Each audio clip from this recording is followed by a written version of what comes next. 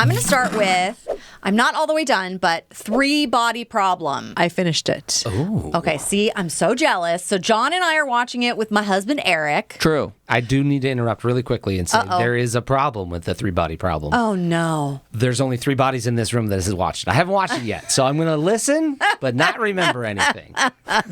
That's a 4-body problem. Yes. No. We have a 1-body problem with the 3-body problem? Yeah. All right, got it. Yes. We'll try not to do any spoilers, right? Yeah. There's a lot of stuff out there already. Well, I can't spoil the end because I don't know it. I can, but Yeah, I can't. I'll try not to. Okay. I am very intrigued at this point because, John, what are we, halfway through? How many episodes are there? I can't remember at this point. Are there 8? I think there's only going to be 8 episodes. Okay. Yeah. Would this be a spoiler to ask? Are we going to get a season 2? Season 7. I know. I almost said season 7. I don't know where 7 came from. It's 8 episodes, and it is left in a way that there should be a season 2. Okay. It's not resolved. Now, this is on Netflix. It's a sci-fi. Correct. And it's Sorry, I based should on a have said book. that. Chinese sci-fi writer. Yes, I Yeah. should have said all that. Yep. But I apparently didn't. So thank you, Liz. You're welcome. We are on episode 6. We are 3/4 of the way through. Oh, You're basically almost done. And now, what I think is really fascinating, it's from the creators of Game of Thrones. So this was their not a Star Wars project. yeah. This was their follow-up project to Game of Thrones. So it is a big sort of all-encompassing world, contemporary time, though. Yeah. So I thought that was interesting. So it's David Benioff and it's D.B. Weiss, I think, are the 2 creators of Game of Thrones. Yep. Mm-hmm. And so I watched some interviews with them as well of why they picked this material. And, because it's on an ensemble, which they obviously like. Like I said, it's a very large scope. It's dealing with huge issues. And they didn't hire any crossover actors, so we understand. The 2 main actors that we would know from Game of Thrones are John Bradley. Mm-hmm. He's great in this. I particularly loved, what was his Jack Snacks or something? His company. He was very rich. This character, great character. And then also we have Liam Cunningham, who I can't remember who he was in Game of Thrones. He was like The Onion Knight. How could you? The Onion Knight. Okay, all right. So it's very fun to see them in a very different context. I will say there's something much more like Westworld about this in terms of like a big scope and and also the music for the theme. Well, okay, so 3-body problem, it starts off with, like, we need to say a little bit of what it's about, Catherine. Sure. You want to set it up? So, scientists are in jeopardy. Yeah, science in general is in jeopardy. And are they knocking themselves off, or is there a more maniacal element causing them to kill themselves? And this group of friends, all brainiacs. Yeah, friends from school. Young, they all seem to be, 30, no more than like 32 or 33 years old. And they are going to cure the planet of all of its ails. Right, like there's a physicist and then somebody working on a nanotech project. All very interesting. Mm-hmm. And another one's sort of like a philosopher within the science world. So it's always challenging, like, should we be doing this? Mm-hmm. Basically, you have, like I said, scientists are getting knocked off one way or the other. And what does that mean and why is it happening? Well, and there's also a big technical problem that's all of the CERN, what are those particle accelerators, have gone wonky and all of their results make no sense. Right. Which I didn't even realize there were so many particle accelerators in the world. They're saying like 60 or something. And I was like, what? I thought there was like 1. Well, I mean... know. This is fiction, so I know, that we're also not like kind of the future. Don't right? take our word for it. Yeah, There's actually 60 of those. Correct. Right. So, and then the bigger question is why this is happening. What's the maniacal? What's the altered force that's causing this? And it becomes, this is a spoiler alert, it's aliens. It is aliens. Okay. And apparently it started many decades ago. Okay. Yeah. Go on.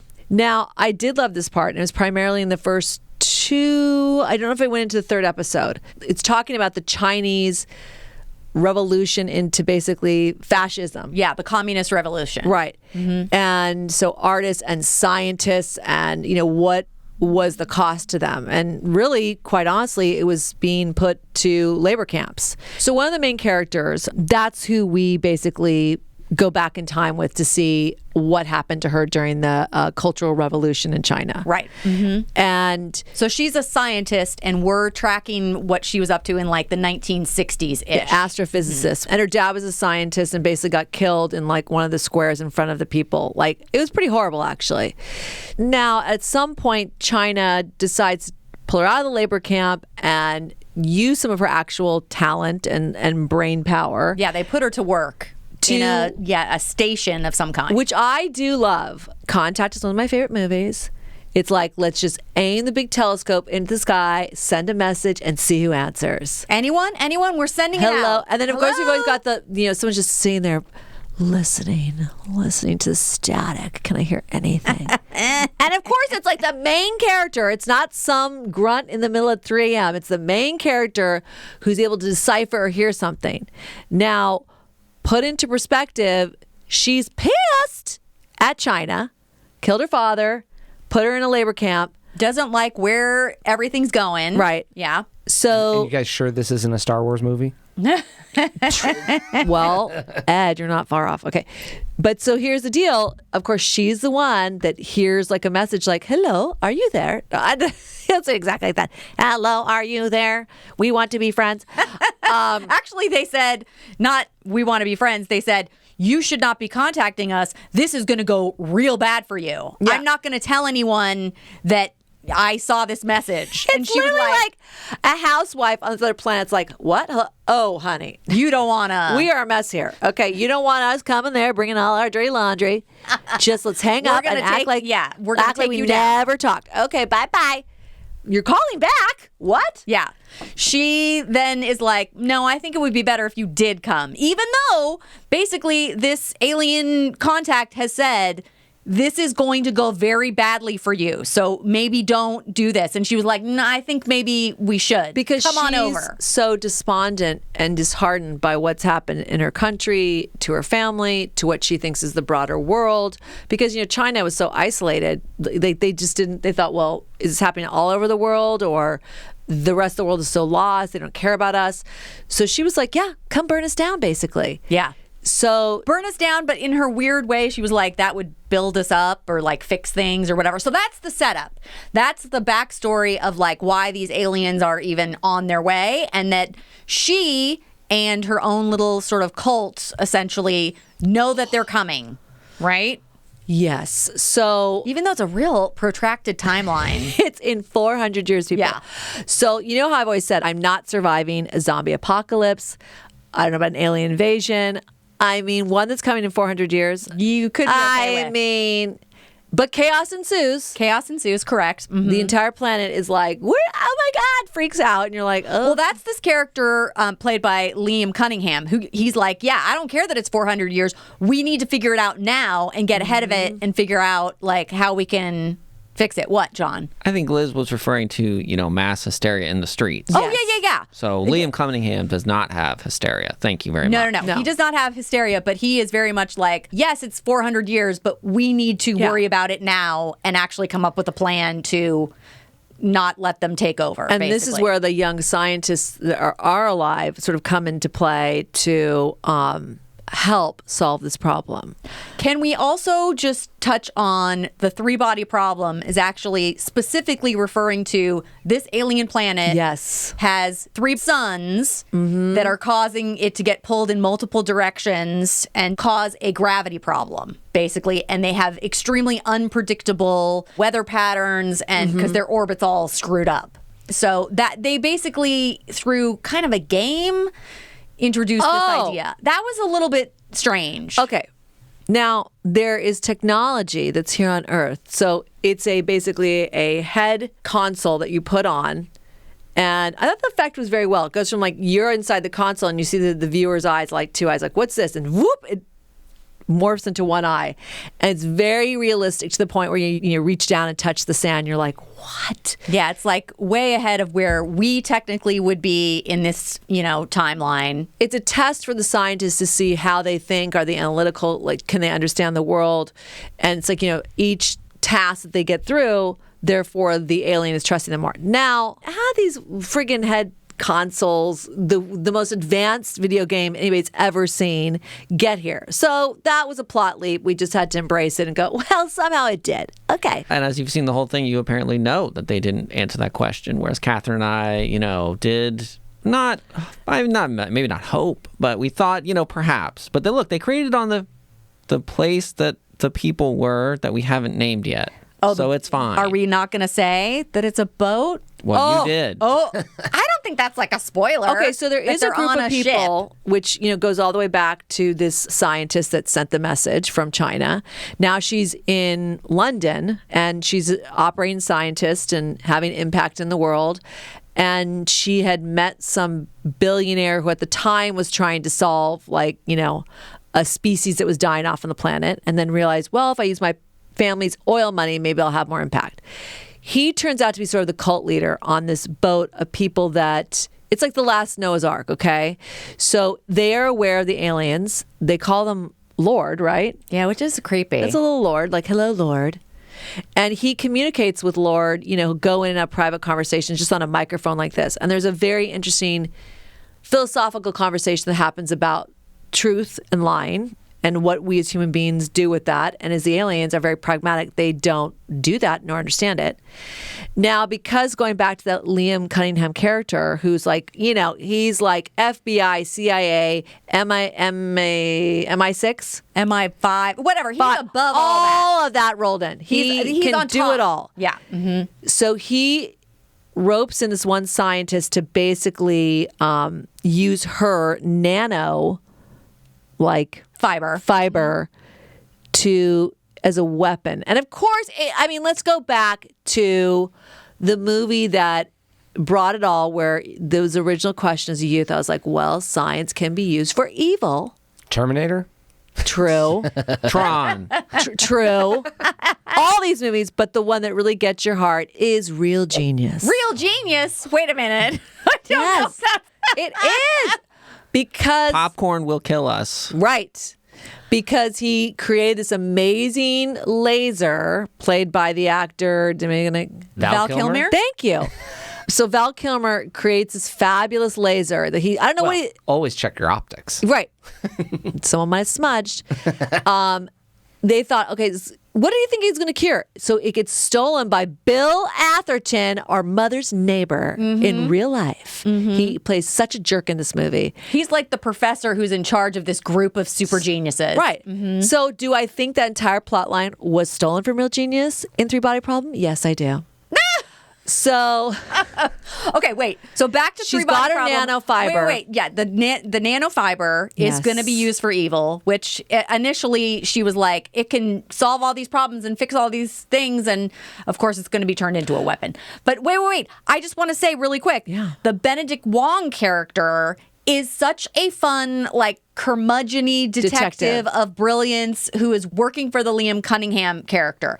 So we get a lot of him. He's really like the main character because we're following him in this, he's dealing with everybody. Because that scientist that created the nanofiber, we kind of start off with her, and it's played by Eiza González. Who, by the way, gorgeous. Beautiful. I don't mean that you can't be gorgeous and a scientist, but she is a slightly They plausible. are really good-looking scientists, all of them.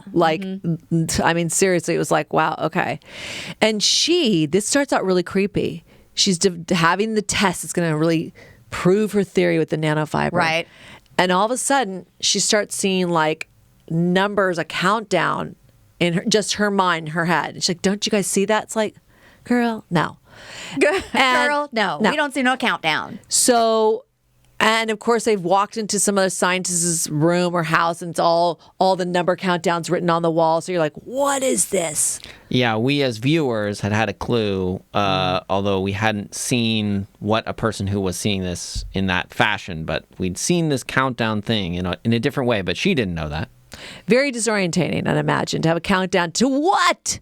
So she was very terrified of her nanofiber and basically was like, hey, scientists, stop doing your science. Yeah, stop whatever you're working on before the countdown we gets aliens will be nicer to you. Because it's revealed why the aliens want to stop science. We don't want to tell the whole story, do we? That's what we're doing. Because here's the deal. I will tell you that nanofiber, that son of a bitch, when it gets weaponized. That was by terrifying, far yeah. one of the grossest mass murder scenes. I mean, that was this. Yeah, it was pretty terrible. So I'm not going to say how they used it, but it is disturbing. Yeah. And I understand why she smokes. Now I am going to go off on this. I'm going to go off on this. A And I surprising amount of understand smoking. why she wears yellow. Yes. I don't, but let's hear She's it. got a No, lot but of the pressure, smoking, a lot I- of yeah. stress, okay? And she's a scientist, so you'd think she'd understand the Maybe smoking is bad. Yeah. But when I say there is so much smoking in this, like the detective and her are smoking indoors, like in a closed interrogation, like smoking at each other's faces. You're like, what is happening?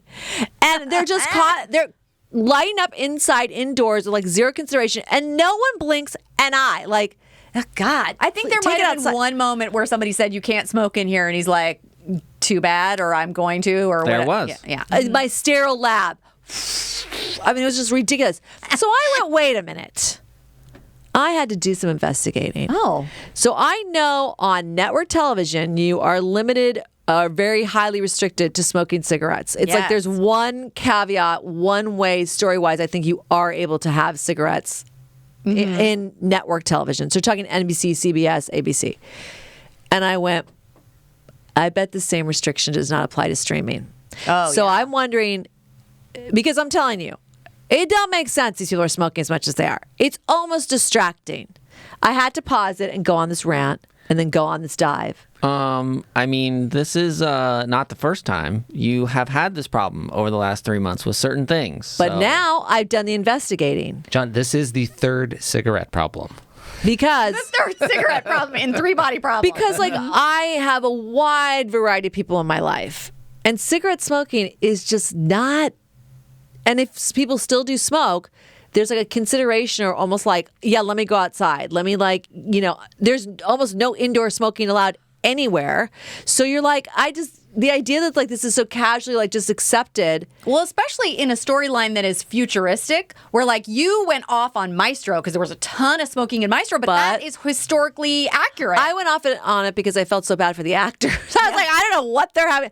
I don't know what herb they're using or clove or whatever. Like, I mean, or just maybe they're just smoking. oh my gosh, to just have to smoke that much would be challenging, right? Well, I don't know if you guys remember this. This is going to be slightly off topic, but Dad once told me that he started smoking because he was hired to play a smoker. I think it was in a play or maybe it was a commercial. And that's how he initially started smoking and was a smoker for many years and then had to, force himself to quit when he realized it was so bad for him.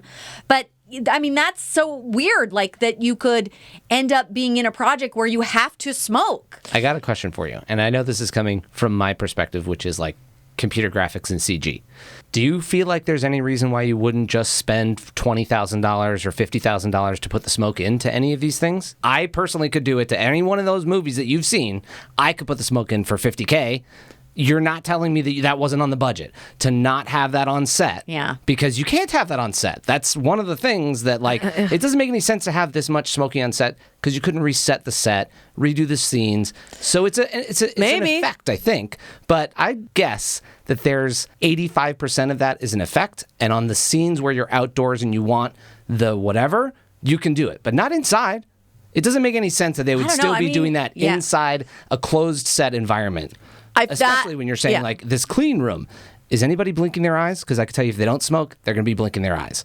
And so when they're not blinking their eyes, that's an effect. No, it never bothered anybody that they were Exactly. around. So it's like the wavy hair. That wasn't happening on set in Aquaman. The smoke isn't happening oh my on God, set you're in throwing these back to guys. Aquaman. Oh my God. Okay. So I hope for the actor's sake that it's Right. fake So it smoking, took but it me looks out- like Yeah. No, and- I'm not yeah. saying that it would be bad. I'm saying that at this stage, you know that there's effects in these shows. You know that there was effects in Maestro. Why wouldn't you just add on to the budget? We won't smoke on set. We'll do it after. But I guess it wasn't so much that. What bothers me is I don't think these highly intelligent people would smoke like this, much less. It's a It was character literally just- distracting at times. Like, come on, please. So, effect or not, it's the habit that bothered me because I did not think it rang true with these like highly intelligent, sophisticated. I mean, there were quite a few smoking, like I said, and just acting as if this wasn't a thing, which on streaming It's not. There are no regulations, Yeah. so go for it. So I don't know. But you think Eiza González's character was feeling like so disheartened about ironically- everything? Because it's almost like a slow suicide. To me, when I see a character smoking, I'm like, you are telling me something about what this character is going through that they're smoking. Okay, wait, can I just say? Unless it's in the future and they just didn't bother saying, "Oh, we cure cancer." It's fine. You don't- Yeah, these no. are This is- cancer-free smokes. No, this is no current tar. time.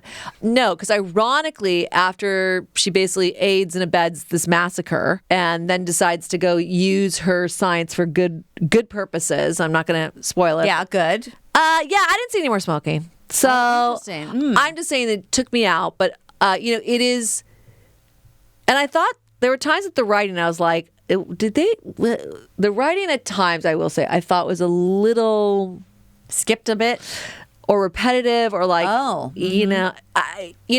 there are flaws, but I guess when you're dealing with an alien invasion, things like that can happen. And there's like a human, also assassin that carries out like the aliens' work here on the planet. I mean, there has to be a second season because it is not all wrapped up. The aliens are now 399 years away from being here. well. No, I mean, I'm just assuming.